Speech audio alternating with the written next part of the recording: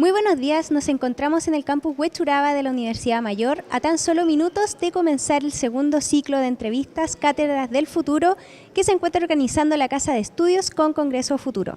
En esta ocasión nos está acompañando el senador Guido Girardi, quien nos contará más acerca de esta iniciativa. Muy buenos días. Hola, bueno, lo que estamos es que el Congreso del Futuro no sea solo una experiencia que es maravillosa en enero, donde vienen más de 100 científicos, filósofos, premios Nobel de todas partes del mundo, que se ha transformado en el cuarto evento de este tipo más importante del planeta y que además participan 40.000 personas y tiene 3 millones de seguidores, sino que durante todo el año podamos ir justamente desafiando el conocimiento, poniendo los temas de frontera. Ayer estuvo Rafael Yuste, este experto mundial en neurociencia, que dice que ya los cerebros se pueden hackear, que ya yo puedo saber lo que tú estás pensando, te puedo poner mis pensamientos, mis sentimientos en tu cerebro, por lo tanto, para una persona que tiene Alzheimer, a lo mejor reponerle los recuerdos es muy importante, pero ¿qué pasa si yo puedo además romper la indemnidad y la autonomía tuya sabiendo lo que tú estás pensando en este momento? Y por lo tanto vamos a trabajar en los temas de neuroprotección. Estamos desarrollando Cátedra del Futuro con todas las universidades. Yo vengo Pedro Aguirre porque estamos haciendo Cátedra del Futuro con comunas también. Acá vamos a estar con 300 niños, con un científico que es del programa Milenio Inteligencia Artificial, hablándole a los niños y niñas de la inteligencia artificial, pero hoy día estamos con la Universidad Mayor, que es un aliado estratégico nuestro, y estamos muy contentos que universidades públicas y privadas se sumen a este desafío de democratizar el futuro, democratizar la ciencia. Hoy día va a venir un experto, la vez anterior fue el futuro de la inteligencia artificial que hicimos acá, ahora viene un experto que nos va a decir qué va a pasar con la salud de las personas, cómo va a afectar a esta sociedad que se va a quedar sin empleos porque va a ser reemplazado por la robótica, cuáles pueden ser las consecuencias psicológicas, físicas, humanas y del punto de vista social que tiene una sociedad donde el empleo se va a transformar profundamente, donde ya no va a haber seguramente más asalariados, donde una precarización de empleo, pero además vamos a ser reemplazados por los robots. Así que yo muy contento de que la Universidad Mayor abra esta puerta a desafiarnos, a conversar, a traer la ciencia, a traer el Congreso al Futuro de enero, traerlo durante todo el año y particularmente a esta universidad.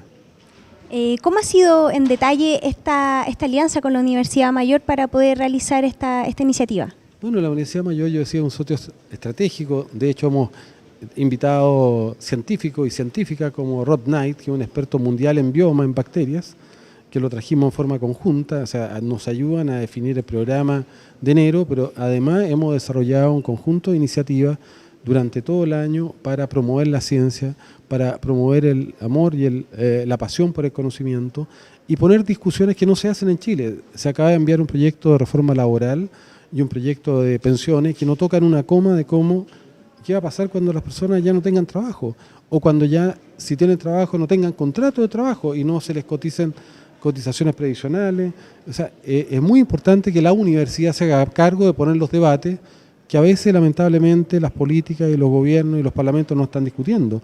La universidad tiene un rol hoy día fundamental en aportar, porque la política, y no tiene por qué ser de otra manera, somos analfabetos muchas veces sobre estos temas, pero tienen los instrumentos de cambio, pero quienes tienen el conocimiento y tienen la visión, y debieran tener la visión de lo que hay que hacer y el conocimiento frente a temas muy complejos en la universidad. Por lo tanto, unir el pensamiento académico, el pensamiento de la ciencia, la investigación, a la toma de decisiones es muy, muy importante, es fundamental, y con la Universidad Mayor lo estamos haciendo. Yo realmente me siento muy orgulloso que ayer estuvimos en la Universidad de Valparaíso y con la Universidad de Santa María, con uno de los especialistas en neurociencia más importantes del planeta. El día lunes estuvimos con el doctor Ignacio Sánchez, la Católica, desarrollando una cátedra del futuro parecida a esta, y qué bueno que sean universidades públicas y privadas, y la Universidad Mayor con la Universidad Autónoma son nuestros referentes principales en términos de universidades privadas, y qué bueno que las universidades privadas tengan un rol público. Esta es una misión pública de ponerse al servicio del conocimiento, ponerse al servicio de la ciencia, y desde la universidad pública también y privada también se puede aportar al país, y la Universidad Mayor es ejemplo de una universidad que quiere salir de sus aulas, que quiere colaborar a las políticas públicas, que quiere colaborar al desarrollo científico, que quiere formar profesionales y profesionales para que le sirvan a Chile, para que hagan un Chile más solidario, más equitativo, más justo. Y yo realmente valoro que esta universidad le dé la importancia que le ha dado este rector y Patricio Manqui particularmente a que podamos desarrollar. Yo fui a la inauguración del año académico de la Universidad Mayor de Ciencias Sociales, me pareció muy interesante que el tema que ellos quisieran poner, el de la inteligencia artificial, cómo va a transformar la sociedad. La inteligencia artificial va a cambiar todo lo que conocemos y que tiene aspectos muy positivos, pero puede tener también consecuencias muy negativas como el monopolizar nuestros datos, el monopolio de la inteligencia artificial y la amenaza también de un control de los seres humanos, no solo de predecirlos, sino de manipularlos, controlarlos, de disminuir la posibilidad democrática de generar un poder más concentrado y por lo tanto de lo que se trata también es tomar los aspectos positivos que tiene la ciencia y tecnología y tratar de regular los negativos. Cuando se hizo la energía nuclear servía para destruir la vida humana y la vida en general o servía para generar una mejor sociedad, para un uso médico, por ejemplo, de la energía nuclear. Y menos mal que la humanidad optó por usar el uso médico de la energía nuclear y no la parte destructiva. En la inteligencia artificial y en el mundo de los datos funciona igual. Los datos son fundamentales, no se podría haber descifrado la partícula de Higgs ni descifrado el genoma humano. Si no hubiera inteligencia artificial no podrían aterrizar los aviones. Puede ser muy útil para, como te decía, si hay una persona que tiene Alzheimer, ponerle o reponerle los pensamientos que perdió, sus emociones, su historia de vida, quiénes son sus hijos, sus parientes, sus nietos, pero también puede ser usada de manera intrusiva para violar tus derechos humanos y la autonomía de tu existencia al saber, por ejemplo, qué están pensando, poner en tu cabeza pensamientos y emociones que tú crees que son tuyos, pero no son tuyos. Entonces, ¿dónde se pone la frontera y dónde se pone el límite? Tiene que ver con políticas públicas, tiene que ver con una dimensión ética y por lo tanto lo que nosotros queremos promover es una ciencia para una mejor vida y no una peor vida. Hoy día incluso estamos en la frontera de la inmortalidad. Podemos ser inmortales, pero es una decisión que no es menor. Matar la muerte es una decisión que no es menor, la tiene que tomar la sociedad, porque es muy distinto un mundo como el que hemos conocido, donde los seres humanos mueren y es parte del proceso evolutivo que va seleccionando a los seres humanos más competentes, a un mundo donde ya los seres pueden ser inmortales. Entonces, son decisiones que, por lo trascendente que tienen, hay otros que plantean que la inmortalidad se va a dar porque tú vas a poder traspasar tu conciencia a un computador y vas a vivir sin cuerpo, sin sangre, sin carne, en una estructura inorgánica, en una máquina. No es ciencia ficción, estoy hablando de ciencia de verdad. Eso puede pasar. Puede haber una inteligencia artificial que supere la inteligencia humana y que el último invento que haga el ser humano sea la inteligencia artificial, porque después no hay espacio para dos inteligencias, ella va a tomar el control de la humanidad. Estos son temas éticos, queremos eso, queremos traspasarle todo el poder a las máquinas, queremos que se termine el Homo sapiens y a lo mejor se continúe con otro ser vivo, pero que ya no va a ser Homo sapiens. Esas decisiones de qué especies queremos ser son los debates que está ocurriendo hoy día y que tenemos que tomarlo, porque eso, la ciencia está ocurriendo. Bueno, muchas gracias por su palabra, senador. Nos quedamos entonces aquí a la espera de que se inicie este nuevo ciclo de charlas Cátedras del Futuro. Nos encontramos en la Casa de Estudios Universidad Mayor y recuerden que pueden seguir la transmisión en vivo a través de latercera.com. En esta oportunidad nos acompaña el vicerrector de investigación, el doctor Patricio Manqui, quien nos contará también acerca de cómo se ha dado esta iniciativa. Muy buenos días. Hola, buenos días. Primero preguntarle cómo nació la idea de crear esta iniciativa de este ciclo de charlas de Cátedras del Futuro.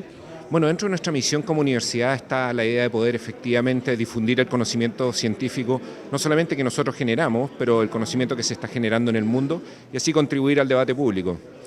Y el Congreso del Futuro, y a través de una alianza que tenemos con el senador Girardi, hemos ido trabajando en la idea de poder efectivamente abrir esta oportunidad de un debate sobre temas científicos, sobre temas de tecnología, sobre temas humanistas, con nuestros estudiantes y darle la oportunidad a través de, por ejemplo, latercera.com, mostrarlo a toda la comunidad, de tal forma que vamos a contribuir efectivamente al debate público. ¿Cuál es el principal objetivo de estas temáticas que se tratan en las conferencias?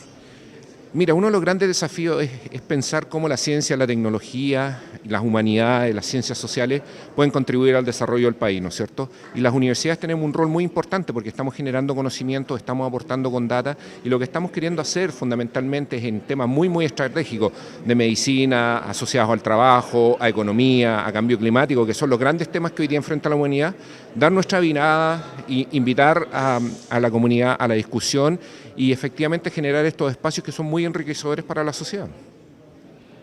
¿Cuál cree usted que es la importancia de que en nuestro país se hablen estos temas? Yo creo que Chile tiene muchos desafíos y es muy importante que nosotros podamos ir construyendo políticas de Estado, ¿no es cierto? Efectivamente, más allá de lo que ocurre gobierno a gobierno, nosotros tenemos que comenzar a construir miradas de largo plazo. Y para construir esas miradas de largo plazo es muy importante que las universidades sean parte de ellas y puedan aportar desde el conocimiento que están generando, desde la discusión, desde estos espacios de encuentro, ir aportando en elementos que son críticos. Uno de los temas que Chile va a enfrentar es que va a ocurrir en los próximos 20 años. Se estima que hasta el 50% de los puestos de trabajo van a desaparecer. ¿Cómo nos preparamos para eso? ¿Cuáles son los efectos que eso tiene en la sociedad? Son algunas de las preguntas que nosotros desde nuestros centros de investigación estamos intentando responder y de esa forma contribuir al desarrollo de políticas públicas que son políticas de Estado al final. Muchas gracias. Gracias. Seguimos entonces a la espera de que partan estas charlas Cátedras del Futuro. Nos encontramos en el campus Huechuraba de la Casa de Estudio Universidad Mayor.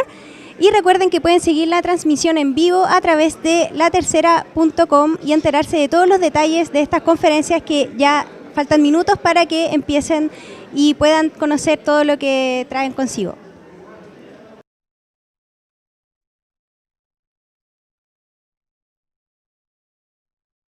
Nos encontramos en el campus Huechuraba de la Universidad Mayor a la espera de que comience el nuevo ciclo de entrevistas Cátedras del Futuro. En esta ocasión nos acompaña el director del Centro de Investigación en Sociedad y Salud y doctor Esteban Calvo, quien nos contará un poco sobre la presentación que expondrá hoy. Muy buenas tardes. Buenas tardes. Primero preguntarte acerca de las personas que están desempleadas, ¿en qué minuto una persona se da cuenta que esa situación le puede afectar físicamente o psicológicamente? La mayoría de las personas se da cuenta antes de quedar desempleada porque uno anticipa. Incluso la gente que no está desempleada también empieza a sentir la tensión y percibe que hay un riesgo de que el desempleo de esa otra persona afecte a sus vidas, especialmente, por ejemplo, las dueñas de casa, cuando el marido queda sin trabajo, o al revés, dueños de casa, cuando la señora que trabajaba queda sin trabajo, perciben eso y lo empiezan a percibir desde antes. Hay veces el desempleo es inesperado, pero muchas veces se ve venir. Hay industrias que se están cerrando, que se están automatizando, robotizando, entonces desde el día -1 uno lo siente. ¿Cómo se relaciona este tema con la importancia que se le debería dar en nuestro país a la salud mental? El desempleo, una de las cosas que afecta es nuestra salud mental. Influye en la sintomatología depresiva, influye en cosas positivas también, como cuán felices somos, la satisfacción con la vida, etc. Entonces es una causa social de enfermedades mentales y de trastornos mentales que debiera ser considerado en las políticas de salud mental.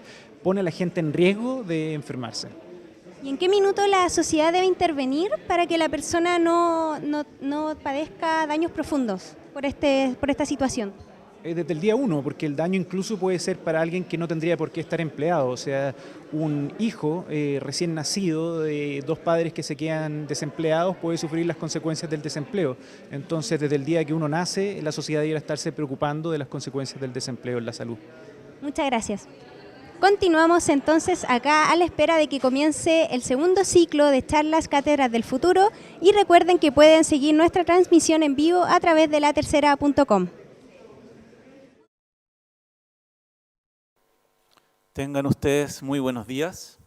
A nombre de la Vicerrectoría de Investigación de la Universidad Mayor, les doy la más cordial bienvenida a la inauguración de la versión 2019 de la Cátedra del Futuro. Mi nombre es Nicolás Ocaranza, soy director de investigación de la Universidad Mayor y hoy los acompañaré como maestro de ceremonia. Hoy iniciamos el segundo ciclo de la Cátedra del Futuro que organizamos junto al Congreso del Futuro y nos acompañan en esta jornada el honorable senador señor Guido Girardi, el vicerrector académico, el doctor Víctor Polanco, el vicerrector de investigación, el doctor Patricio Manque y el vicerrector de aseguramiento de la calidad, señor Héctor Meyer. También nos acompaña el decano de la Facultad de Ciencias, el doctor Enrique París. Agradecemos la presencia de autoridades superiores de nuestra comunidad universitaria y saludamos muy especialmente a todos los que nos acompañan a través de streaming por La Tercera. La Cátedra del Futuro es una iniciativa que por segundo año consecutivo la Universidad Mayor organiza junto al Congreso del Futuro que lidera el senador Guido Girardi en su rol de presidente de la Comisión de Desafíos del Futuro, Ciencia y Tecnología e Innovación.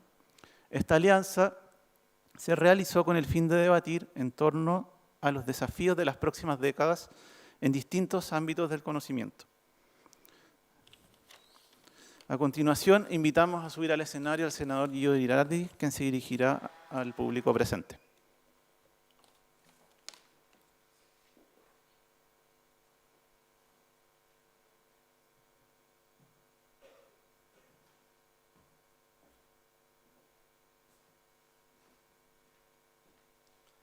Bueno, primero saludarla a todos y a todos, a Patricio Manque, que ha sido un aliado estratégico no solamente de las cátedras del futuro, sino del Congreso del Futuro, al doctor París, a todos los académicos, académicas y sobre todo a los estudiantes y estudiantas. Vamos a hablar muy corto porque tenemos 7 minutos porque estamos conectados a streaming y hay que aprovechar el tiempo. Bueno, el Congreso del Futuro, ustedes saben, nosotros queremos poner las fronteras del pensamiento. Las fronteras de los nuevos desafíos muchas veces no están tocados por la política, ni por los gobiernos, ni por los parlamentos. Y es fundamental juntar a la ciencia, juntar a la universidad con aquellos que toman decisiones. Los que toman decisiones tienen los instrumentos, pero no tienen la visión respecto a la complejidad de los problemas que estamos enfrentando en todos los ámbitos. Yo diría que hay 2 grandes desafíos fundamentales, que son enfrentar el cambio climático y el segundo, enfrentar la gobernanza de la inteligencia artificial. Ayer llegó el domingo, y hemos tenido un conjunto de reuniones con Rafael Yuste, que es el encargado mundial del proyecto BRAIN del presidente Obama, dirige 500 centros de neurociencia del mundo, y el planteamiento de Rafael es que ya hoy día la tecnología permite conocer o poder leer el funcionamiento cerebral y saber lo que las personas están pensando, poder saber qué sentimientos tienen, y poder poner también pensamientos que no son propios, pensamientos, por ejemplo, ajenos, dentro de un cerebro, poner emociones o poner recuerdos. Esto puede tener una finalidad médica maravillosa para un paciente con Alzheimer, que tú le puedes restablecer, restaurar recuerdos, emociones que perdió, pero evidentemente nos plantean un desafío ético de gobernanza, de autonomía de las personas, de libertad de las personas, porque también puede significar el control y la manipulación absoluta. De hecho, vamos a hacer en Chile el primer piloto mundial de neuroprotección, vamos a hacer una reforma constitucional y un conjunto de leyes que transformen los datos neuronales en un estatus distinto. Porque la ciencia y la tecnología avanzan de manera aceleradísima. Tal vez el mayor, yo diría, signo de este tiempo va a ser la disrupción y el aceleramiento. Todo puede ser disruptado, desde la economía, desde las relaciones sociales, desde incluso una universidad como esta puede ser disruptada, o las universidades en general, o puede ser disruptado incluso el ser humano. Yo creo que estamos en una frontera donde Homo sapiens no tiene su continuidad asegurada. Y por eso que es tan importante todo lo que tenga que ver con inteligencia artificial, todo lo que tiene que ver con neurociencia, porque están indisolublemente ligadas biotecnología, neurociencia, nanotecnología con inteligencia artificial, que están cambiando el mundo. De hecho, Internet, que empezó siendo un espacio de oportunidad, de libertad, uno podría decir que hoy día está totalmente privatizado, porque los datos de todos nosotros están privatizados, porque las plataformas como Google, Facebook privatizaron Internet por su peso. Nadie tiene seguramente un buscador distinto al de Google, porque no existe, porque ya si queremos navegar ahí estamos obligados a hacerlo a través de estos monopolios. Y una de las charlas que se va a hacer hoy día es sobre el trabajo, la salud y el trabajo. Yo creo que es un tema esencial, porque todos los modelos distintos dicen que en los próximos 20 años puede que cambie entre el 50 al 65% de todos los trabajos. Un médico como yo no puede competir con Watson. Se han publicado 25 millones de textos médicos en 1970 a la fecha, y un médico no los puede incorporar, un computador lo puede hacer en un segundo. Y lo que es interesante que hoy día, en la medicina personalizada, en la medicina genética, por ejemplo, un solo cáncer tiene 20.000 billones de datos. Ningún cerebro puede procesarlo, solo puede hacerlo un algoritmo. ¿Dónde va a preferir ir a qué médico va a preferir un paciente que tiene cáncer ir? O a Google, que te va a resolver eso en segundos. Ya Google es el primer doctor en términos de consulta, o a un oncólogo tradicional. Entonces, vienen muchos desafíos, y eso viene para el mundo de los periodistas, por ejemplo. Ya tú tienes algoritmos que son capaces de hacer una nota de prensa muy superior a la que puede hacer el mejor de los periodistas. O sea, tenemos un desafío mayor, y tenemos que la robótica, por una parte, puede terminar reemplazando mucho de las tareas, incluso tareas más complejas. Estoy hablando de profesiones como la de abogado, la de médico, la de arquitectos. De hecho, un robot tiene la ventaja sobre el humano que trabaja 8.700 horas al año versus 1.700 horas que trabaja un trabajador en Europa. Y además, evidentemente, el robot no se enferma, no tiene licencia médica, no tiene sindicato. Yo siempre he planteado que estar vivo es una desventaja frente a la era robótica, pero también el trabajo puede cambiar porque las plataformas del futuro tipo Uber van a hacer que se modifique todo. En el pasado, los costos de transacción de una empresa les convenía tener personas contratadas y les convenía preocuparse de su salud, de su seguridad social, porque era un factor de productividad. Si estaba sano, si estaba contento, si tenía educación y capacitación, era más productivo. Pero cuando los robots reemplacen a las personas, cuando estas plataformas tipo Uber ofrezcan trabajo por tarea, ya no va a existir la contratación, va a haber una pérdida del mundo de los asalariados y un cambio muy estructural en la estructura y en los sistemas y en el ecosistema del trabajo. ¿Cuáles son las consecuencias de esto? Bueno, se va a referir nuestro sociólogo, experto en epidemiología, pero son múltiples. De hecho, cuando los choferes de Londres se sabían la cantidad de calles que tenía que saber un chofer de Londres, por ejemplo, tenía un hipocampo tremendamente desarrollado. Años después, cuando se introducen a Waze y a GPS, se hacen las mismas resonancias y ya no tienen un hipocampo desarrollado. Han perdido, han atrofiado esa capacidad. Cuando nosotros externalizamos la memoria a un celular, son capacidades de cierta manera aumentadas para esto, pero disminuidas para nosotros, porque dejamos de tener nuestros cableados neuronales para que uno más o menos tenga conciencia. Todos los días el 10% de nuestras sinapsis se van modificando. Entonces, el ser humano requiere justamente de estar involucrado, asociado a un estímulo permanente, porque la plasticidad neuronal, la plasticidad de la vida es fundamental. Y en ese sentido, tal vez lo que vamos a tener que hacer, y sería muy interesante lo que nos va a decir también la investigación, es que tenemos que cambiar el modelo de educación. No nos podemos demorar 30 años en formar un ingeniero. Vamos a tener que hacer lo mismo que la medicina personalizada, una educación personalizada a través de la neurociencia, para poder justamente competir con la inteligencia artificial, dado que los principales recursos del planeta están destinados a educar la inteligencia artificial y los profesores peor pagados del planeta y un laboratorio que tiene 200 años y es arcaico forma la inteligencia humana. Vienen desafíos muy importantes y que los queremos asumir. Hoy día se están discutiendo leyes que no ponen una coma respecto a cuáles van a ser las consecuencias en materia laboral, de seguridad social, de pensiones, de un mundo que puede precarizarse desde el punto de vista que ya las personas a futuro no tengan que tener obligatoriamente ni contrato de trabajo, ni seguridad social, ni seguridad en salud. Me quedo hasta acá. Quiero agradecerle a la Universidad Mayor, nuestro aliado estratégico, al doctor París, al rector en su nombre, porque a mí me parece muy importante que la universidad con pasión se involucren en los desafíos de aportar al país, de generar o de correr la frontera del pensamiento y desde este espacio intelectual colaborar a construir soluciones para un Chile mejor y para un planeta mejor. Muchas gracias.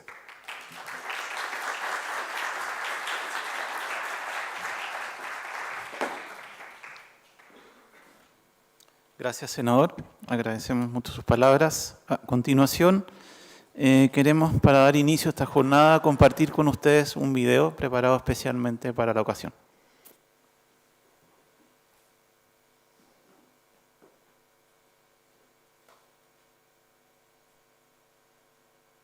Hola, mi nombre es Patricio Manque y soy el vicerrector de investigación de la Universidad Mayor. Y en conjunto con el Congreso del Futuro, me gustaría invitarlos al ciclo de charlas Cátedras del Futuro.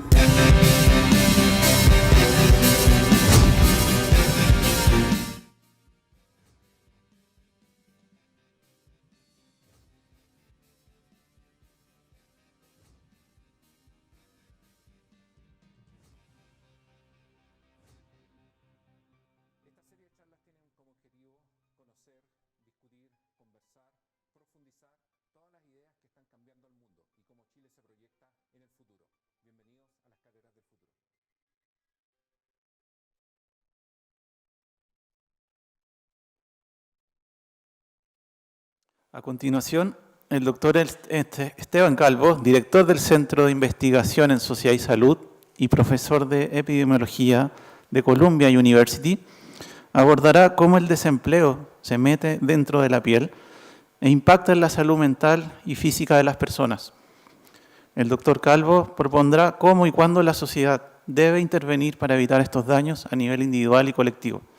Invitamos a subir al escenario al profesor Calvo, que es doctor en Sociología de Boston College y máster de Harvard University. Adelante, Esteban. Gracias.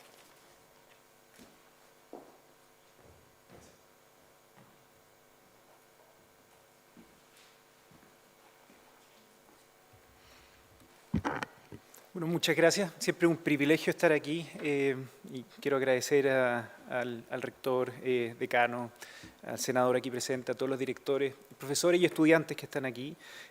Lo que más me gusta es partir una charla cuando alguien dice, nosotros los tomadores de decisiones necesitamos de la visión que hay veces está en la universidad, porque a mí desde la universidad eso es justo lo que necesito. A mí me gusta llevar las ideas, la visión a alguien que pueda hacer algo con esas ideas. Entonces, espero que esta conversación sea fructífera o motive distintas acciones o reflexiones que puedan tener algún correlato práctico en el futuro.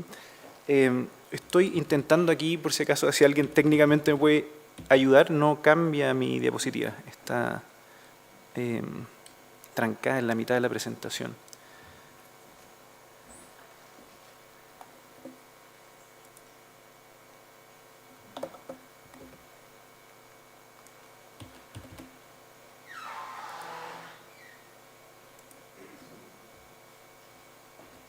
Ahí sí.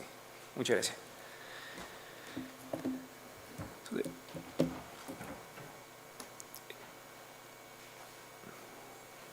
Más que de trabajo voy a hablar de las ganas de trabajar y no encontrar empleo. ¿Okay? Y voy a situar esta presentación en el contexto de cambio tecnológico al que el senador Girardi aludió, refiriéndose al desafío de la inteligencia artificial. Este es un gráfico que a mí me gusta mucho porque muestra lo exponencial del cambio tecnológico y son 3 líneas que uno podría elegir miles de formas de graficar el cambio tecnológico, pero aquí vemos el paso del tiempo y cómo distintos indicadores del cambio tecnológico van aumentando cada vez más rápido. O sea, piensa en un mundo en donde alguien nació en 1997, la capacidad que tenían los computadores de procesar información comparada con la que tienen hoy es incomparable. La capacidad que teníamos de secuenciar pares de genes con $1 también era incomparable.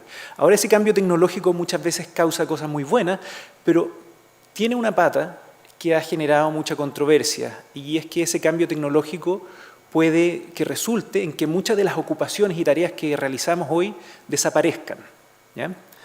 Y cuando uno lee la literatura, y la literatura uno la clasifica en cuán optimista o pesimista es, que es lo que uno ve aquí abajo, o uno la clasifica cuán orientada, dónde está el foco, si está pensando en individuos o en sociedades completas, lo que uno puede ver. Aquí lo que hicimos fue trabajar todo esto con un equipo. Distinta gente leyó más de 100 artículos sobre el tema de cambio tecnológico, empleo y trabajo, y desempleo también, y clasificó la literatura según el foco, individuo-sociedad, y la clasificó según como la posición, si era más optimista o pesimista, y claramente podemos ver que la literatura está en todas partes, no hay mucho acuerdo, ¿ya? En general, la gente no está muy al medio, es más bien o se centra en las consecuencias sociales o en las individuales o en lo positivo o en lo negativo, ¿ya? Y las consecuencias que se discuten son muchas, porque por un lado el cambio tecnológico nos puede traer cosas muy buenas, como más tiempo libre. O sea, ¿por qué trabajar 44 horas a la semana si quizás vamos a poder tener robots o algoritmos haciendo algunas de las tareas que realizamos, ¿no es cierto? Quizás podríamos trabajar 40 o 35, no sé. Vamos a tener quizás menos riesgos también, porque podemos reemplazar algunas de las tareas que podrían ser más dañinas para nuestra salud, aquellas que nos exponen a toxinas o que simplemente son peligrosas, muy demandantes en nuestro cuerpo. Todo eso puede traer mayor creatividad también, ¿eh? Si estamos más seguros y tenemos más tiempo libre, podemos imaginarnos y inventar muchas cosas, ¿ya? Y esto lo reconoce la literatura. Pero por otro lado, es muy probable que si desaparecen muchas ocupaciones, también haya desempleo masivo. O sea, si el 50% de las estimaciones aquí varían mucho, del 30 al 70% más o menos es lo que dice la literatura, de las ocupaciones que existen hoy, del 100% de ellas, entre el 30 y el 70 debiera desaparecer en las siguientes 2 décadas. Pongamos que el número está por ahí entre medio. Si eso sucede, al menos en el corto plazo va a haber un desempleo masivo, ¿ya? Y eso genera hartos desafíos, desafío de cómo esa gente se reubica en nuevos trabajos. Es muy probable que también, así como desaparezcan ocupaciones, para que no se asusten, van a aparecer otras nuevas también, o sea, van a haber otras cosas en que podemos trabajar. Y otras consecuencias negativas más allá del desempleo podrían ser las consecuencias que el desempleo tenga en la salud. Y a eso me voy a referir en esta charla. Ahora también la automatización y la robotización genera un mundo que a mí me hace recordar a veces el mundo que describía Marx. Marx decía, la sociedad se organiza según quién es el dueño de los medios de producción, ¿ya? Y hoy día, si lo pensamos de nuevo, en un mundo donde va a estar altamente tecnologizado, el dueño del robot o de la tecnología va a poder reemplazar a seres humanos y va a tener un capital muy importante. Entonces, como que a mí me tocó estudiar Marx en el pregrado, nunca más lo ocupé en mi vida, en el fondo. Y hoy día estoy pensando que quizás, si como sociedad no regulamos bien estos cambios, podríamos terminar en un mundo que se parezca mucho a aquel mundo de la revolución industrial que él está analizando. Y uno lo puede ver, o sea, si uno piensa en Uber, la gente que está manejando Uber no está realmente lucrando, está depreciando su auto y salvando un poquito el momento. Los que se están enriqueciendo ahí son los dueños de la tecnología que permitió ofrecer todo ese empleo ad hoc al tiempo y disponibilidad de las personas. Ahora, como les digo, hay visiones más optimistas, más pesimistas, y dentro de la gente que insiste en que esto no va a ser tan malo en términos del desempleo, están sobre todo los historiadores, porque los historiadores dicen, bueno, no es la primera vez que las máquinas o la tecnología nos están desplazando, eso sucedió ya en el siglo XIX. Y también dicen, bueno, ahí vimos las consecuencias negativas que puede tener el desempleo, entonces esto ya pasó. Seguimos adelante como sociedad. Los economistas también dicen, pucha, a nivel microeconómico vamos a tener problemas, a nivel macroeconómico en el largo plazo no debería haber ninguno. Entonces, está bien dividido el debate y eso generalmente sucede cuando estamos hablando del futuro. El futuro es incierto, ¿ya? Ahora, hay gente que se ha dedicado a hacer estimaciones del riesgo que tenemos de perder nuestro trabajo producto del desempleo. Y aquí yo estoy tomando una ilustración que quizás al principio es un poquito difícil de leer, pero lo que pueden ver es que aquí tienen, arriba están como los códigos, ¿ya? Entonces están por códigos por educación, rojo, gente sin educación, naranjito, tienen enseñanza media, luego tienen algo de estudiantes de educación en la universidad y así van avanzando hasta tener títulos doctorales, ¿ya? Y también pueden ver aquí los ingresos que van desde $20.000 más o menos hasta $200.000, o sea, $200.000 son, no sé, unos 120 más, 130 millones de pesos. Estos son salarios anuales, por si acaso. Y aquí están las ocupaciones más vulnerables a ser automatizadas y acá las ocupaciones menos vulnerables a ser automatizadas. Cuando digo automatizadas, eso puede ser un algoritmo hace la tarea que yo estaba haciendo hoy, inteligente artificial, o hay un brazo robótico que está haciendo la tarea que yo hacía. Y lo primero que es interesante es que hay ciertos clústeres, si se fijan, hay como grupos, no sé, pues las personas con menos educación están en más riesgo. Y eso se explica porque realizan tareas menos complejas, que son más fáciles de automatizar. Entonces es un buen mensaje en el contexto de una universidad, o sea, la educación nos protege un poquito del riesgo de perder el desempleo. Pero también hay que calificar eso, porque cuando uno ve qué tipo de cosas se están automatizando y qué cosas nos conviene más automatizar, las ocupaciones más caras también. Entonces, los ejemplos más extremos, hoy día muchos de los documentos que hacen abogados están siendo escritos por inteligencia artificial. Y si uno lo piensa, muchas veces son documentos tipo. Entonces uno tiene que darle el root, el nombre y un par de datos más al abogado y el abogado construye un documento que es bastante igual uno de otro. Entonces, hasta ese tipo de ocupaciones hoy día se están automatizando en ciertos aspectos, no completos. Pero pueden ver que el riesgo se distribuye, no se distribuye de forma igual. Todos estamos enfrentados a este riesgo, pero algunos más que otros, ¿ya? Y nosotros replicamos con los mismos datos que esas personas hicieron, que el punto de partida para toda esta discusión es bastante débil, porque no sabemos cuál es el riesgo real de que una ocupación desaparezca producto del cambio tecnológico. Entonces, ¿cómo se hace esto? Se juntan expertos en distintas áreas a conversar y conversan de qué está sucediendo y para dónde van sus industrias y se llega como a un consenso, ¿ah? De 0 a 100, cuán probable es que desaparezca esta ocupación en el futuro. Entonces, el punto de partida de todos los análisis que les voy a mostrar es una tincada de expertos al final. Ahora, sobre esa tincada de expertos, yo ocupo los mejores métodos estadísticos, etcétera, y ni se los voy a mostrar, pero lo que quiero decir es, el punto de partida de mi información podría cambiar mucho. ¿Ya? Entonces, muchas de las cosas que voy a mostrar me gusta relativizarlas antes de mostrarlas, porque dependo de la calidad de un dato inicial, que es lo que creemos que va a pasar en el futuro y no estamos seguros si va a pasar. Entonces, lo primero que yo me pregunté, esto lo hicimos en Chile, y dijimos, bueno, veamos quién podría perder el empleo en Chile, producto del cambio tecnológico, de la automatización, de la robotización, y dijimos, bueno, veamos a lo largo de la vida. ¿Ya? Yo entiendo que a esta charla hay muchos estudiantes, personas jóvenes, entonces, mira, esto no es un problema necesariamente que afecta a la gente mayor, que está menos tecnologizada. Si se fijan, todas estas líneas son bastante planas. ¿Ya? Lo que me pareció muy interesante, yo me dedico mucho a los temas de envejecimiento y aquí no hay una trayectoria muy clara del riesgo asociado a la edad. Y en cambio, las distintas líneas representan distintos grupos de ocupaciones. Las ocupaciones son como 600 más o menos, dependiendo de cómo las clasifiquemos. Yo las agrupé como en 9, 10 grupos, algo así. Y aquí se nota mejor, ¿ya? Esas son las distintas tipos de ocupaciones y esta es la probabilidad de ser automatizada. 0 quiere decir que no hay ninguna probabilidad, 1 quiere decir que estamos seguros que se va a automatizar. Y lo que presento aquí es como el promedio, porque hay varios tipos de ocupaciones. Estos son como administradores, ¿ya? Y dentro de administradores hay distintos tipos de administradores. Entonces puede haber un gerente de finanzas de una empresa, un administrador de un centro comercial, cosas muy distintas. Y este es el promedio de riesgo de ser automatizado todas esas ocupaciones, y esta es la ocupación más riesgosa y la menos riesgosa dentro de esa categoría de administradores. Y lo que podemos ver es que hay una suerte de gradiente dependiendo de dónde estamos ubicados, en cuál de estos grandes grupos de ocupaciones caemos. ¿Ya?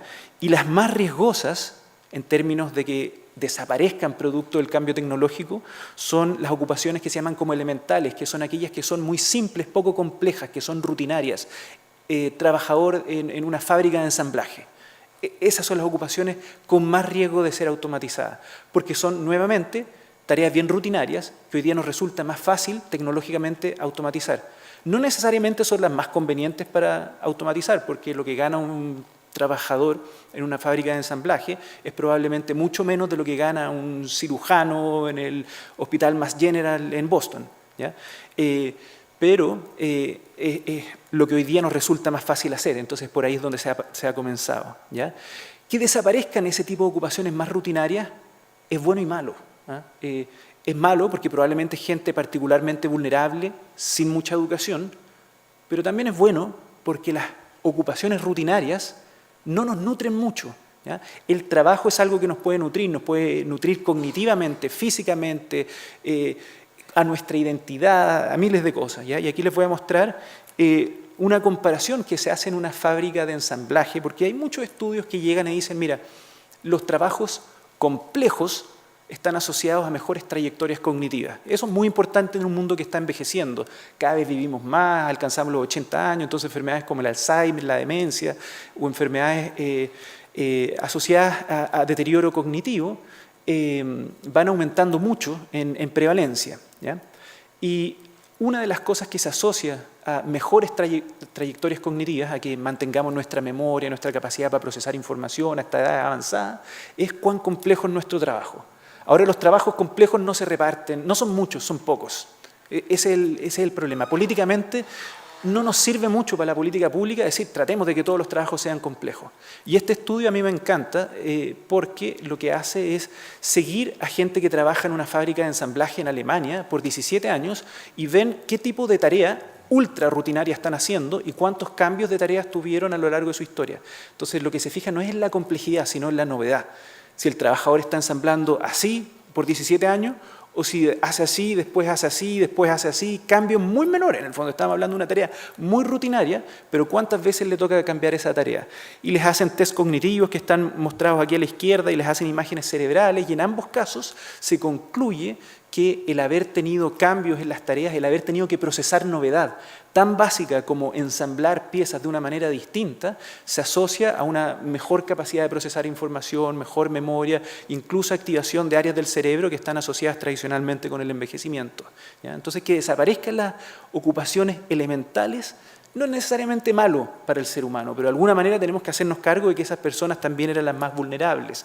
Si organizamos ahora el riesgo de pérdida del empleo por educación, podemos ver que los que menos riesgo tienen son aquellos que tienen más que educación universitaria en el fondo. O sea, hicieron educación universitaria y un magíster, o sea, hicieron su pregrado y algo más, algún diplomado, un doctorado, lo que sea, se siguieron formando.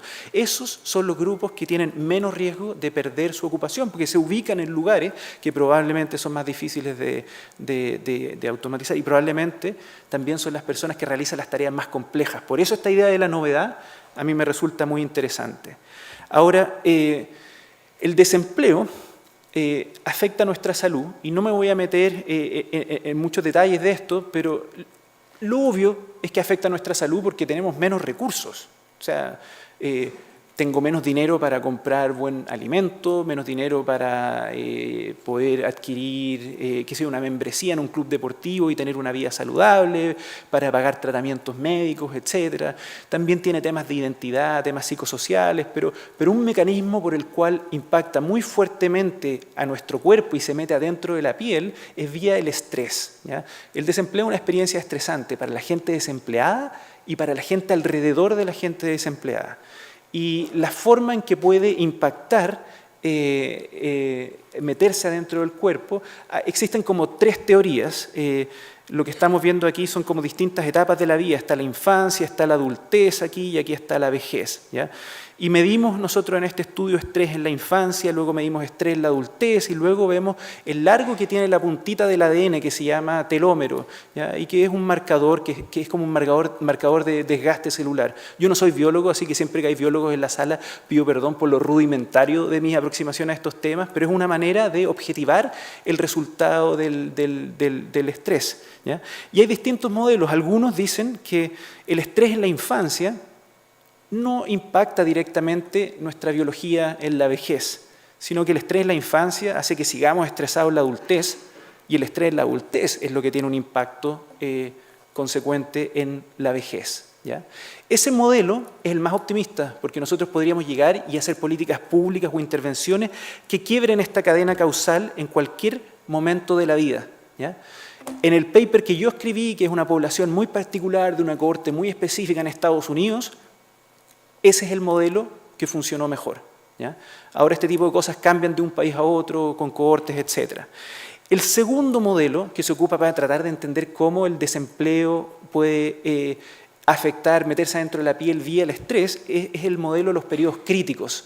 Y ahí el foco está puesto más que en la gente desempleada, en los hijos de los desempleados, que tienen periodos críticos de desarrollo neurológico y orgánico en sus primeros años de vida. Entonces un niño... afuera me preguntaron cuándo como sociedad nos debiéramos empezar a preocupar del desempleo. Yo dije desde antes que los niños nazcan en el fondo, porque incluso cuando están en útero, si sus padres pierden el empleo, va a haber consecuencias potenciales para ese niño en términos de su desarrollo orgánico. Entonces, se llama periodos críticos este modelo porque el estrés en la infancia, si bien influye en el estrés en la adultez, tiene marcas en nuestra biología en la vejez que no se borran. Da lo mismo lo que hagamos en la adultez, ya se cerró una ventana de oportunidad. Si no intervenimos temprano, ya es tarde en el fondo, ¿ya?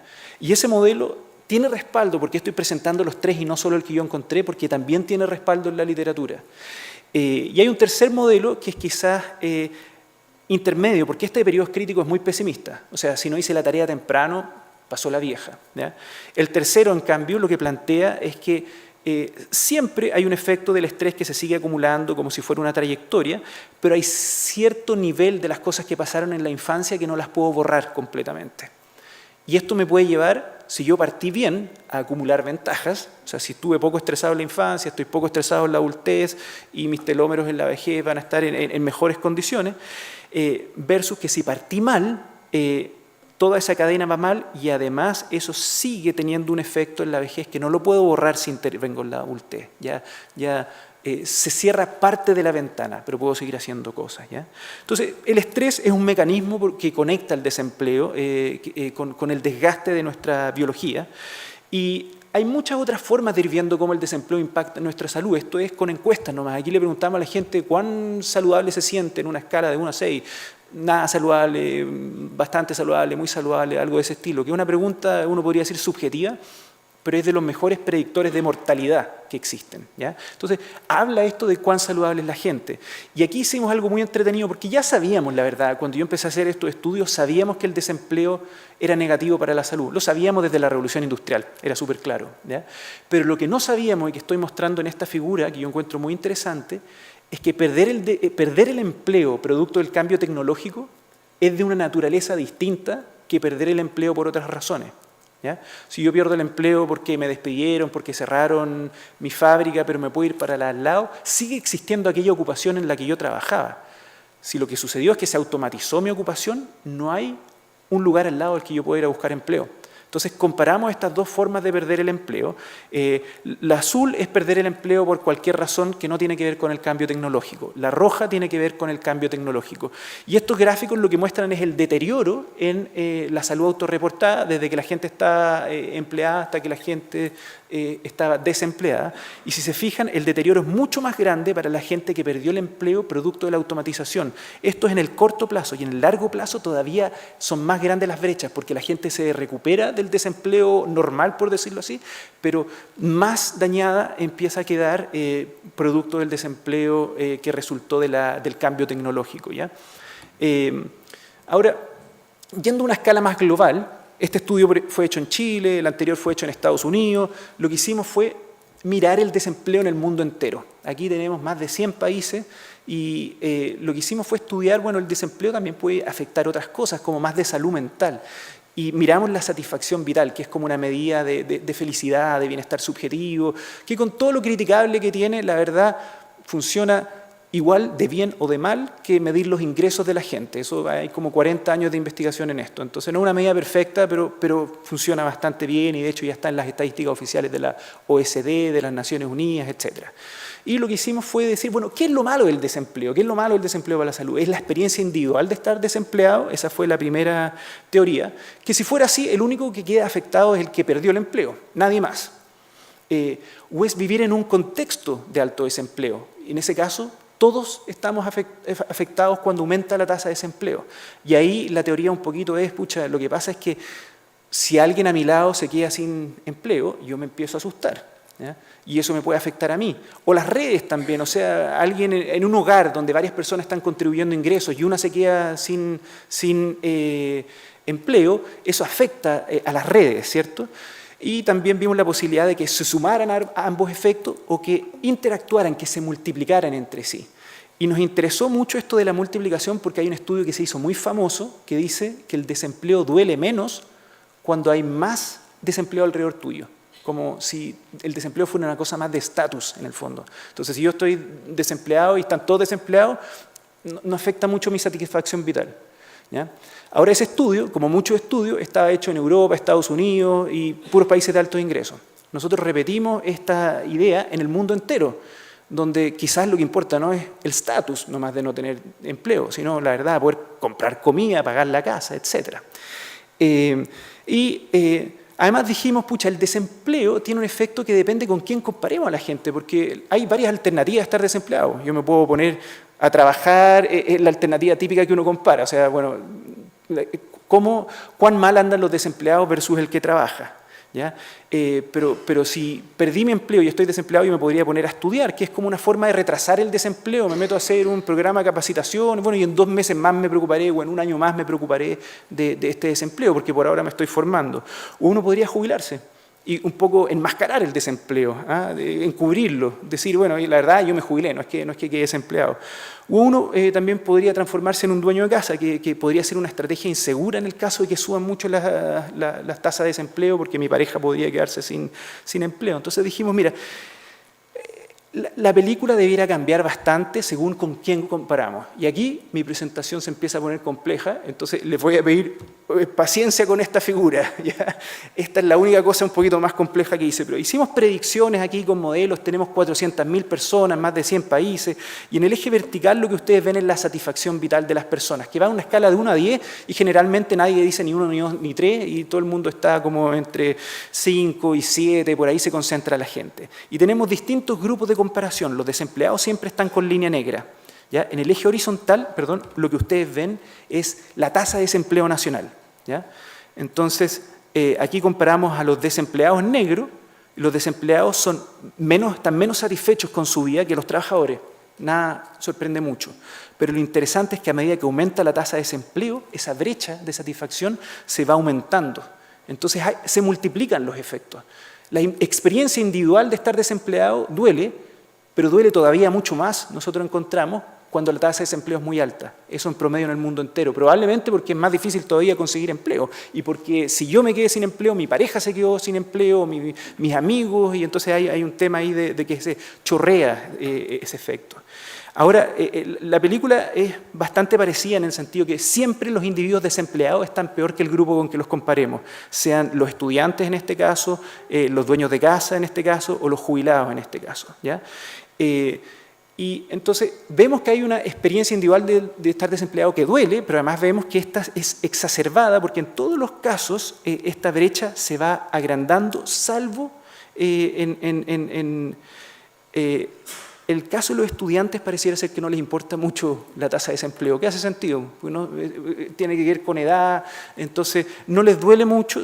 La diferencia que tienen con los desempleados es porque los desempleados caen, pero los estudiantes, su satisfacción vital no se mueve muy a la par con la tasa de desempleo de nivel país, ¿ya? Pero lo interesante, como les digo, es que hay una interacción entre ambas cosas y eso lo mostré con esta otra figura, pero la verdad, ya explicándola me di cuenta que era re compleja, así que vamos a pasar un poco a las conclusiones más de política pública. Ahora, ¿qué podemos hacer respecto al desempleo? De política pública y de estrategias individuales. Entonces, algo que no es tan fácil observar en las figuras anteriores, pero que se desprende de ellas si uno las mira con mucho cuidado, es que trabajar y estudiar es especialmente beneficioso cuando la tasa nacional de desempleo es alta, ¿ya? Bueno, trabajar no es muy sorprendente, pero que estudiar sea beneficioso es re importante. Y vuelvo un poco a lo que decía el doctor Girardi, o sea, si uno tiene que desaparece su ocupación, tiene que uno empezar a buscar ocupaciones distintas, formarse continuamente para desempeñarse en un mercado laboral altamente cambiable. En cambio, jubilarse funciona bien solamente cuando la tasa de desempleo es baja. Probablemente porque si es muy alta uno le llama jubilación a algo que realmente es un desempleo, ¿ya? Eso yo creo lo que está detrás. Ser dueño de casa no es muy claro cuándo funciona bien, siempre tiene el riesgo de la tasa de desempleo, si aumenta se vuelve una estrategia insegura porque uno un poco depende de que el de al lado tenga trabajo, ¿ya? Entonces hay estrategias individuales, pero también hay estrategias de políticas públicas que podríamos abordar, ¿no es cierto? Y la más obvia es los seguros nacionales de desempleo, ¿ya? De este estudio que nosotros hicimos, lo que más llamó la atención, lo que la gente más citaba y comentaba, es que cuando las tasas de desempleo son altas, toda la población está en riesgo, no solamente los desempleados, ¿ya? Entonces, a partir de eso, mucha gente nos empezó a pedir como consultoría, nos decía, bueno, ¿cómo diseñamos nuestro sistema de desempleo? ¿Cómo lo justificamos? Etcétera. Y nosotros nos dimos cuenta que con nuestros datos podíamos proponer soluciones para personas específicas que vivían en lugares específicos, ¿ya? Porque además de tener datos sobre la tasa de desempleo, teníamos sobre los valores culturales, las creencias religiosas, el capital social de los países. Entonces, podíamos simular un sistema de desempleo para personas específicas, un trabajador, un estudiante, un jubilado, un dueño de casa, etcétera. ¿Cuál es el efecto para ellos en un contexto nacional muy específico también, ¿ya? Entonces, ahí hicimos un poquito de esto que es la política personalizada, contextualizada, ¿ya? Soluciones para personas específicas en un contexto específico.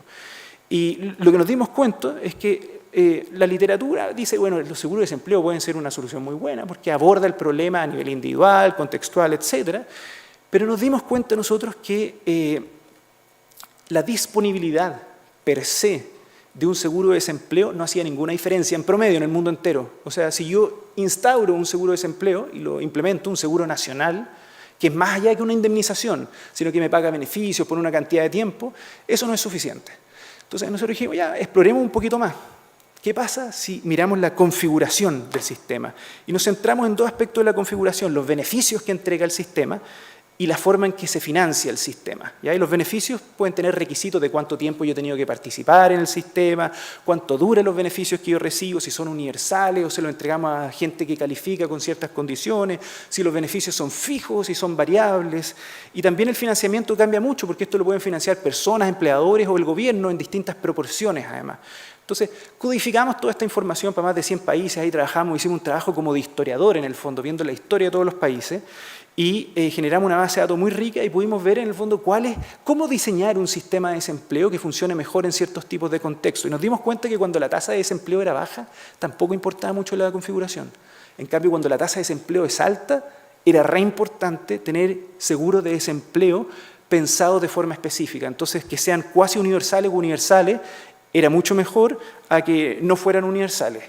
Que las contribuciones individuales que la gente aportara, eso nos llamó la atención, que la gente aportara al sistema, también se asociaba a un aumento de la satisfacción vital. Y puede ser porque la gente quizás está más consciente de que está protegida. No creo que a nadie le guste mucho y le cause mucha satisfacción pagar contribuciones en el fondo, pero eso permite quizás que la gente tenga más presente que está protegida. Encontramos otra serie de características, una de ellas que era interesante también es que cuando el gobierno contribuye de alguna manera a este sistema, también la gente lo agradece en términos de su satisfacción, tiene un impacto emocional positivo. Entonces, llegamos como una solución que es bastante balanceada. Tiene que haber un financiamiento tripartito e incluso uno podría transformar esto a dólares. No lo hicimos ahí. Ahora, si bien estoy hablando de soluciones, hay parte de este problema que al menos mi grupo de investigación y mi centro no hemos podido responder, y que tiene que ver con que cuando nos queremos hacer cargo de este tipo de problemas como de seguridad social, una de las cosas obvias, ya diseñemos un seguro de desempleo, diseñemos programas de educación continua y diseñemos estos programas de desempleo y de educación continua de tal manera que protejan la salud de las personas, ¿ya? Que prevengan las consecuencias negativas que puede tener el desempleo en el estrés, en el acortamiento de los telómeros, en la salud autorreportada, en la cognición, en miles de otras cosas que no les estoy mostrando acá. Pero esos sistemas tenemos que financiarlos de algún modo. Y ahí es donde la realidad chilena en particular y la de muchos otros países latinoamericanos se vuelve muy compleja, porque el trabajo que tenemos acá es muy precario. Entonces, ¿de dónde sacamos esos recursos? Y lo que hicimos aquí lo hicimos inicialmente pensando en el sistema de pensiones. Lo que hicimos aquí fue agarrar a la gente que tenía 30 años, aquí abajo, en 1981, cuando se privatizó el sistema de pensiones chileno. Y los seguimos hasta que tenían 60 años y secuenciamos sus carreras laborales. Que esto a mí me gusta mucho hacerlo, porque las técnicas de secuenciación parten en la genética, pero uno la puede aplicar a la vida de las personas. Y uno puede después visualizarlas como en tipologías de trayectorias laborales, de carreras, ¿ya? Entonces aquí están como lo que significan los colores, ¿ya? Entonces JC significa empleado jornada completa que contribuye al sistema. JP significa jornada parcial, ¿ya? Y si se fijan, solamente el 44% de los chilenos, estos son datos representativos de Chile, que tenían 30 años en 1981, solamente, o sea, menos de la mitad de los chilenos hicieron lo que esperamos que hagan para que el sistema funcione, que es contribuir al sistema, trabajar jornada completa y contribuir al sistema. Entonces, cuando tenemos los debates de, pucha, oye, las AFPs pagan muy poco, nosotros miramos estos datos y decimos, obvio, pues, si el supuesto más básico del sistema es que la gente está trabajando de forma regular por una buena cantidad de años acumulando dinero. Ese mismo problema, esta realidad que no es propia de Chile, es una realidad propia de América Latina, son empleos muy precarios, muchos de ellos informales, no es que la gente necesariamente está en la casa, pero muchos de ellos son autoempleados o simplemente informales, no contribuyen y muchas veces tampoco pagan impuestos. Entonces, ¿cómo financiamos esto? No es un desafío menor y lo dejo planteado para la discusión. Yo creo que ahí voy a dejar la presentación, con esto ya tenemos suficiente. Muchas gracias.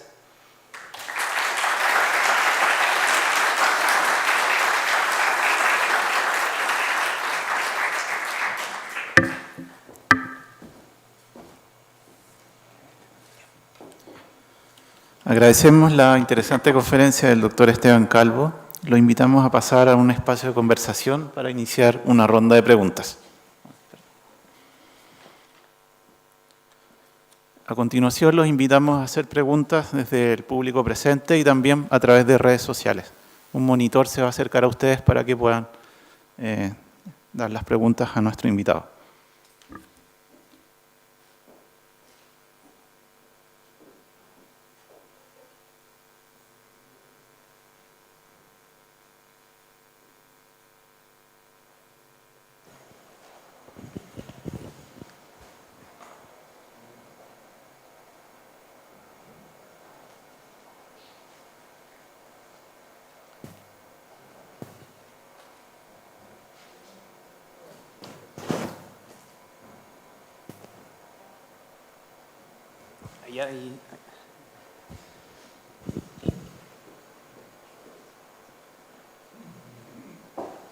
Hola Esteban, bueno, en primer lugar agradecerte por la tremenda presentación del día de hoy, muy interesante los tópicos tratados. Me llama la atención, tú mencionaste, ¿no es cierto?, que en cierta forma la educación nos protege, o al menos así lo dijiste en tus propias palabras durante la presentación, y al mismo tiempo, ¿no es cierto?, en la gráfica que tú mostraste los diversos trabajos, los profesores están dentro de en el fondo, los profesionales que tienen los riesgos bajos de perder, o sea, de no ser reemplazados por automatización, pero tienen los pagos más bajos, ¿no es cierto?, hoy día en términos salariales. ¿Cómo crees tú que estas investigaciones que tú estás desarrollando pueden contribuir a mejorar justamente, por ejemplo, esa revalorización del profesorado en términos de su posición social, digamos, si eso puede tener algún impacto o estos mensajes que tú nos entregas? Yo me imagino, por un lado, muy importante que la enseñanza no se rutinice, que a veces es fácil hacerla, porque a veces las tecnologías educativas nos pueden llevar a hacer un diplomado online donde la clase quedó escrita y queda sentada ahí hasta siempre. Entonces, muchas de las tecnologías de información que son incorporadas al mundo de la pedagogía y la educación pueden tener un efecto paradójico de rutinizar mucho la enseñanza. Creo que esa es una conclusión que para mí es muy clara. Y hay otra, para mí, que tiene que ver no solo con esta investigación, sino con otras cosas que he hecho, que lo que necesitamos, más que revalorizar al profesorado, es cambiar la mentalidad de los profesores. Yo creo que muchas de las carreras de los programas que hoy día enseñamos en las universidades están pensadas para un mundo que ya dejó de ser. Y tenemos que empezar a incorporar expectativas del comportamiento de los estudiantes en la sala de clase, hasta objetivos de aprendizaje que son radicalmente distintos a lo que hemos hecho hasta ahora. Y yo creo en ese sentido que las universidades son un poco más inmunes a recibir ese mensaje que otras instituciones que ofrecen educación, como los centros de formación técnica. Entonces creo que algo que tenemos que hacer y esforzarnos mucho es por escuchar qué es lo que necesitan al final los empleadores. Y si bien las universidades lo intentan, es una relación menos directa. Pero hay un desafío ahí gigante de preguntarle a la gente qué es lo que más le sirvió de lo que aprendió en la universidad o qué cosas le faltaron. Y de mi experiencia ya más personal, yo te puedo contar, no sé, pues yo tengo laboratorios de investigación y que claro, aprenden a hacer estadística, visualización de datos, a ocupar R, Stata, miles de software, distintas cosas, pero el tipo de cosas que hay veces más valoran los estudiantes es aprender a hacer reportes breves y sintéticos, aprender a escribir emails formales y que se entiendan, aprender a trabajar en equipo, aprender a postular a financiamiento, cosas que no necesariamente están en una malla curricular, a menos que uno las meta transversalmente. Y las mallas curriculares, en general, en los programas universitarios, están organizadas en torno a cursos y líneas, pero no muchos objetivos transversales. Y todos estos son objetivos transversales, o sea, uno puede hacer un curso, o sea, imagínate la lata que sería un curso de cómo escribir un email, pero es una habilidad fundamental, ¿ya? Y en algún momento, para aprenderla de verdad, hay que evaluarla, porque si no la evaluamos, la energía de los estudiantes van a estar en la prueba de cálculo o en cualquier otra cosa.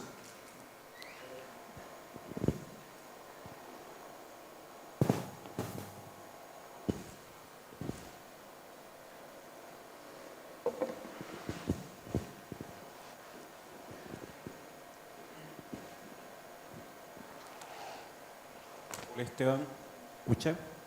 Sí. Bueno, agradecer tu presentación. Me dejaste con la inquietud de tu última diapositiva, que habla principalmente de nuestra AFP, ¿ya? De cómo nosotros vamos a vivir el futuro con estos fondos y con un modelo que es muy antiguo, pero sí sabemos que ya llegó la tecnología, independiente que uno esté desempleado o no, ya están las tecnologías, ya la diversificación del trabajo existe y de la forma en que tú quieres el trabajo.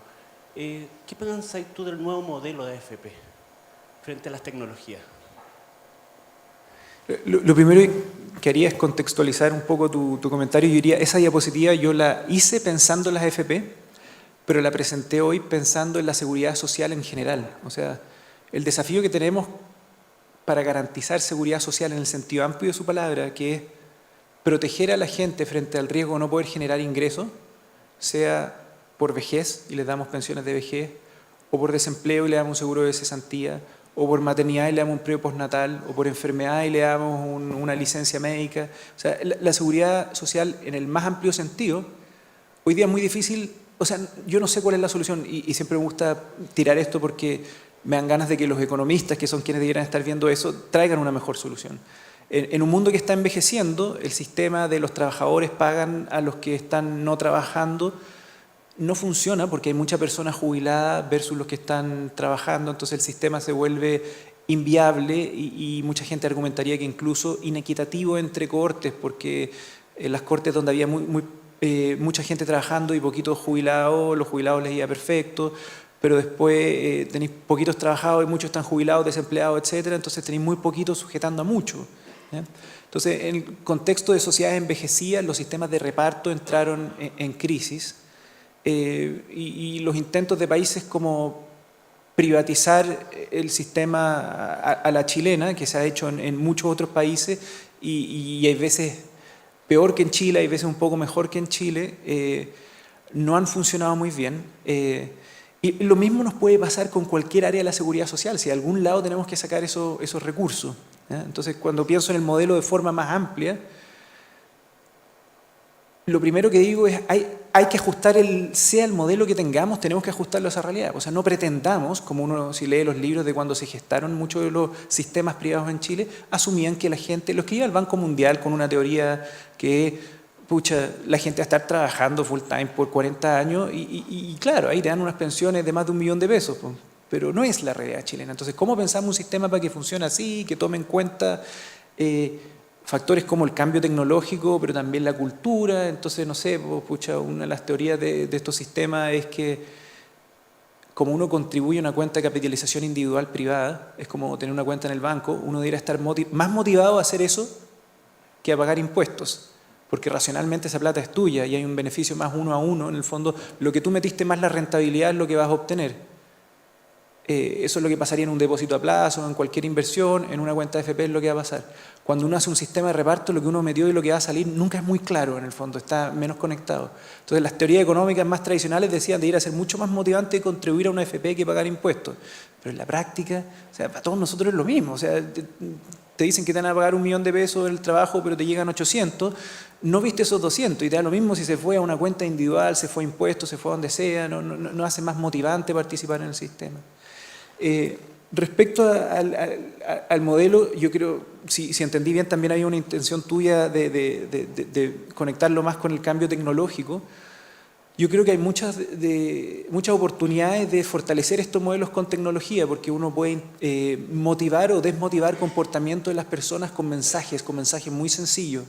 Entonces han hecho varios experimentos en el mundo de si uno le dice a la gente, mira, si tú no contribuyes al seguro de cesantía y te quedas sin empleo, podría pasar A o B. Y después se ve cómo la gente cambia su comportamiento y cuánto empieza a ahorrar, etc. Y funcionan esas cosas. Y estos experimentos se empezaron a hacer cuando había que hacer esos mensajes con una carta. Te mandaban en el boletín, la cartola cuatrimestral, te mandaban una cartita así y la gente cambiaba su comportamiento por esa cartita. Ahora uno podría tenerlo en el teléfono y se generan... O sea, hay un contagio del comportamiento vía redes sociales que yo creo que puede ser muy peligroso o muy bueno como uno lo maneje. También uno puede pensar, no sé, pues Felices y Forrados, por ejemplo. Si no existieran las redes sociales, este grupo Felices y Forrados no tendrían de ninguna manera tanta influencia. Pero por mucho tiempo llegaban y daban una recomendación y una proporción no menor de los chilenos cambiaban todas sus inversiones según lo que ellos habían dicho, que claro, sabían algo del tema, pero entre los expertos no eran los más expertos tampoco. ¿Ya? Entonces, la tecnología abre oportunidades, pero también siempre está el riesgo de lo verídico o certero que es la información que circula. Entonces, cómo acreditarla y cómo digerir la información que uno recibe es parte de la dificultad. Pero puede ayudar mucho también a hacer transparente el sistema o hacerlo más entendible con visualizaciones en los teléfonos de gráficos, etc. O sea, Yo creo que hay una tremenda oportunidad. Yo soy amigo de la tecnología al final del día. Si bien tiene riesgo, creo que en su totalidad nos ofrece más de lo que nos quita. Muchas gracias por la presentación, súper interesante. Y yo quería vincular dos cosas que en un momento dijiste. Al principio de la revolución industrial, claro, hubo toda una migración desde lo rural a las ciudades para generar un nuevo trabajo. Y eso efectivamente es así, pero esa gente que llegó a la ciudad, a las industrias, probablemente hizo un cambio. Pasó de su trabajo de agricultura a una cosa industrial. Y lo que se ve ahora es que se van a requerir varios cambios a lo largo de la vida. O sea, no solo vas a tener que cambiar una vez de carrera, sino que probablemente cada 7 años he escuchado que uno va a tener que cambiar casi completamente de rumbo. Y eso obviamente va a dejar mucha gente afuera. Y por eso el impacto en el desempleo de esta revolución robótica puede ser mayor de lo que alguna gente puede estimar o acercar a la revolución industrial. Y en ese contexto, ¿cuál es tu apreciación del impacto que pudiera tener iniciativas como el ingreso básico universal? En vez de estar pensando en una jubilación, en vez de estar pensando en seguros de cesantía, tener una base con un ingreso básico universal para poder lidiar con este vaivén de disponibilidad o no disponibilidad de trabajo. Yo comparto contigo que la magnitud de esta revolución tecnológica es distinta a la magnitud de la revolución industrial. Ahora yo creo que el cambio importante en términos de desempleo de la revolución industrial, más que irse del campo a la ciudad, que uno iba a buscar empleo, era estar en la fábrica y que pusieran un telar que hacía que se necesitara menos tejedoras. Ese es el tipo de cambio que hacía que se perdiera el empleo. Entonces también es de otra magnitud. Pero creo que le creo algo a los historiadores en decir que muchas veces tendemos a decir lo que está pasando hoy día es tan único y hay algo de esto que podemos aprender del pasado. Sobre todo les creo en el sentido de que yo tiendo a ser optimista en que de alguna manera nos vamos a reajustar y generar otros empleos y posibilidades de ocupación para las personas. Y la segunda mitad de tu pregunta, ¿me la puedes recordar? ¿Qué era? El ingreso básico universal. Sí, a ver, yo como que la filosofía de la seguridad social universal en cualquiera de sus modalidades, a mí me encanta. Es la implementación la que yo no entiendo cómo se resuelve. Es de dónde sale ese dinero, porque si la gente está sin empleo, bueno, ¿quién está produciendo ese valor para después poder repartirlo? Entonces, claro, me gusta la idea de pensarlo así, pero quizás si yo tuviera que tomar decisiones más pragmáticas y ver dónde partir trabajando, lo quería a ver más como garantizar un ingreso mínimo universal. Primero vería de dónde sacar esos recursos y empezaría a pensar desde ya, bueno, si alguien empieza a controlar las tecnologías como en una sociedad en la que vivió Marx y hay un dueño de Google, de Facebook, no sé qué, ¿vamos a hacer algo al respecto? O sea, quizás debiera haber alguna regulación de la concentración de la propiedad tecnológica. Hay muchas de las empresas que yo como usuario disfruto mucho, pero que yo tengo una convicción de que no son buenas para los trabajadores. O sea, Uber es súper cómodo, pero lo que le está pagando a las personas les permite salvar el momento, pero no están calculando la depreciación de su auto. Y el que está ganando mucho ahí son los accionistas de Google, los dueños de Uber. No sé si son accionistas o una limitada, no tengo idea, pero en el fondo son los propietarios de Uber, no los trabajadores. Le veo un beneficio igual a Uber, pero creo que muchos de estos cambios tecnológicos pueden llevar a más polarización, a más inequidad en la sociedad, a menos que los regulemos a tiempo y de una forma creativa además, porque en el mundo de hoy la regulación que habríamos ocupado en el pasado no va a funcionar.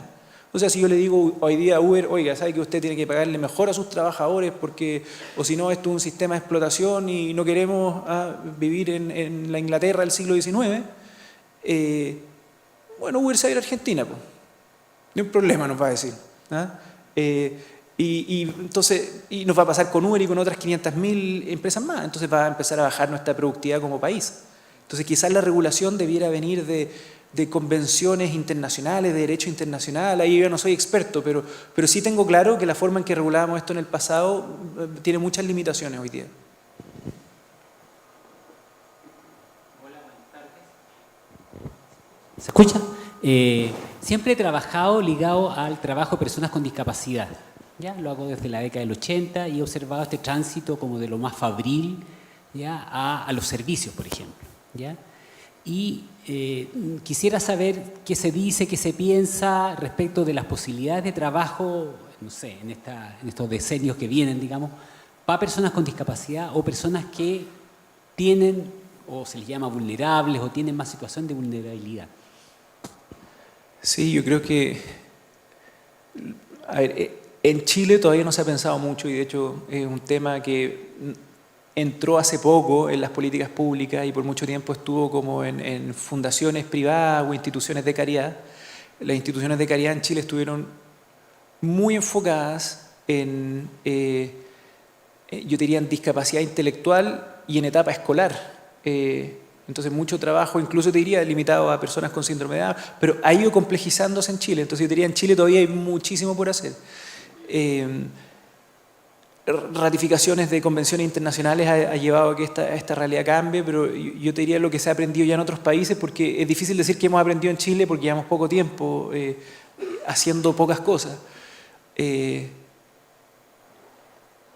Se ha avanzado harto, pero queda mucho por hacer. Otros países están más adelante y yo te diría que la experiencia que he visto más global es que la integración de grupos diversos, sea en temas de discapacidad, sea en temas de género, en temas de raza o de etnia, a espacios de trabajo en que realmente se integran, porque una cosa es forzarlo y otra cosa es integrarlo, suele tener consecuencias positivas. Pero no es algo que sea fácil, requiere adecuación muchas veces desde los espacios físicos hasta los estereotipos que tienen los colegas, hasta las funciones que se entregan. Yo creo que es algo que hay que hacerlo, pero que hay que hacerlo con cuidado y mirando cómo se ha aprendido en otras partes del mundo.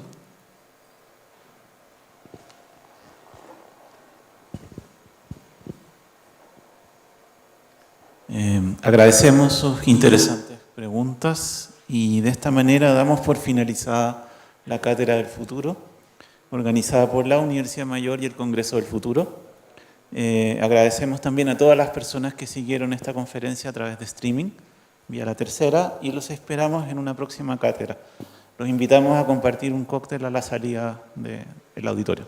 Muchas gracias. Super.